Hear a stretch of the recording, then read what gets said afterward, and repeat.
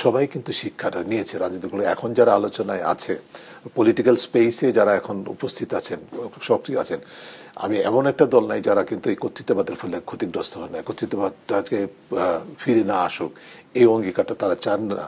এটা এরকম আমি খুব কম কাউকে দেখি, যদিও ব্যতিক্রম আছে এরকম যে আসলে ক্ষমতাটাকে বা জনগণের কাছে জবাবদিহিতা আপনি কতটুকু করাবেন। কেউ বলছে আমাদের সরকারের হাত পা বেঁধে দিও না, এরকম যে যুক্তি, হাত পা বেঁধে দিও না এটাকে তো এমনভাবে ব্যাখ্যা করা যায় যে আসলে সরকারকে কাজ করতেই দেওয়া হবে না। সেটা তো উদ্দেশ্য নয়।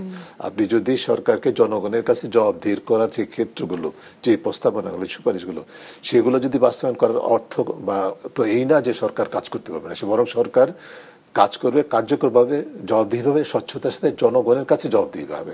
এই জায়গাটা যেতে হবে এবং সেখানে আমি মনে করি যে সবগুলো রাজনৈতিক দল একটা পর্যায়ে ক্রমান্বয়ে ঐক্যমত্যের দিকে যাচ্ছে।